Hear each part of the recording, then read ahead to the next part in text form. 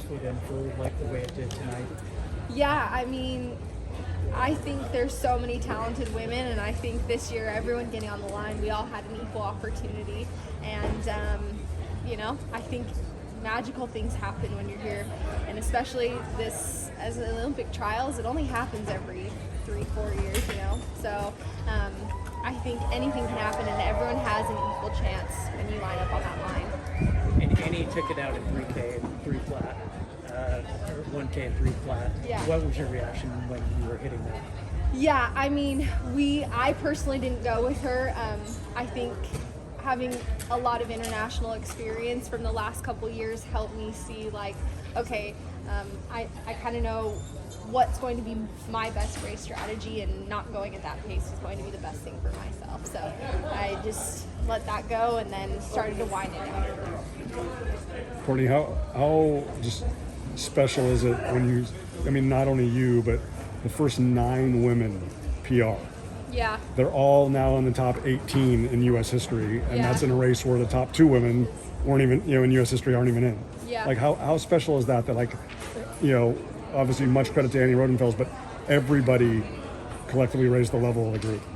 Yeah, I think something that is really cool to think about is, 3 years ago, I came here and I was just hoping for the chance to be a dark horse and make that Olympic team, and now I can go and I can lead almost every U.S. woman to a PR.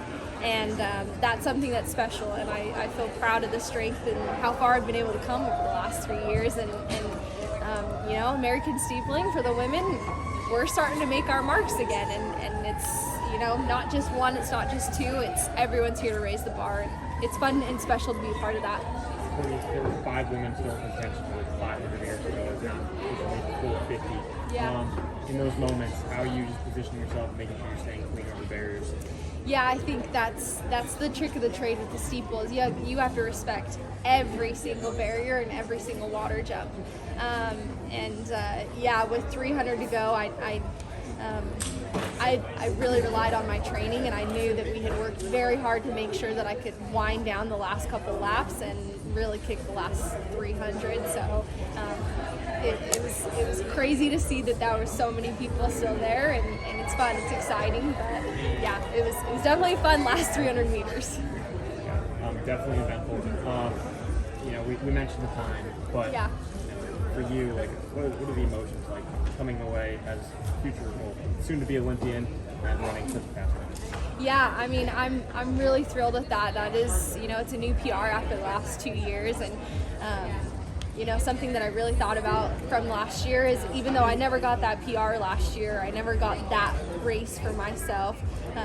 The fruits of that labor were not done in vain, and now I'm starting to see it, and I'm like, okay, I can run 9.0s and run low 9.0s, and I can do that work myself. So now I'm just excited to have fun with it, and let's see how far we can go in Paris. Do you think sub-9 is in the cards? I think at some point in my life I do. We'll see when it is. Have you had some pretty good workouts this spring to kind of indicate that you're rounding into PR shape?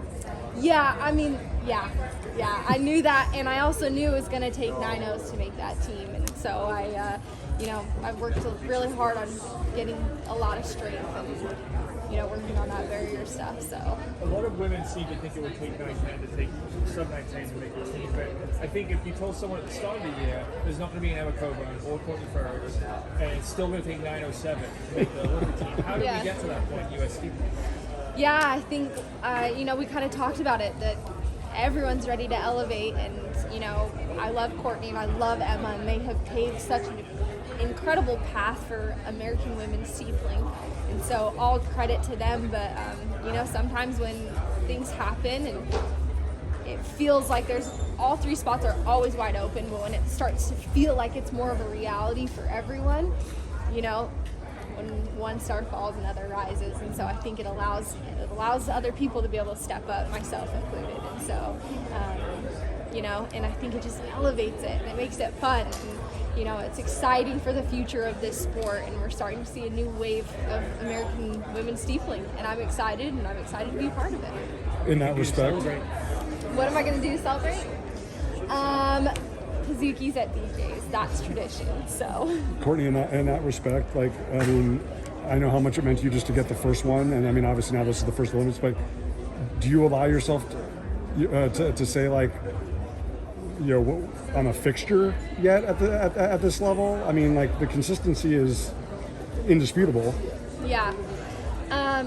It's funny because coming into this race, I was like, I'm 25 years old, so I'm relatively very young, especially in this sport. But coming in, I was kind of the veteran, and that's a weird, unique feeling.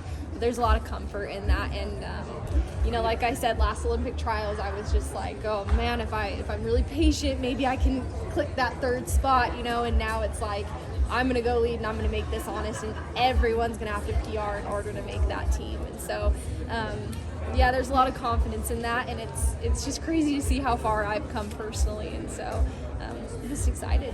Courtney, I guess it's unique. You had a bit of time between the heats to the finals. Yeah. Those 2 days, how do you spend that continually staying locked in and ready to go? Because it could be easy to wander in those 2 days. How have you managed to stay so locked in and end up like this? Yeah, I'm going to be honest. I'm really grateful for my experience with Worlds the last 2 years, because that's exactly the setup of Worlds and Olympics.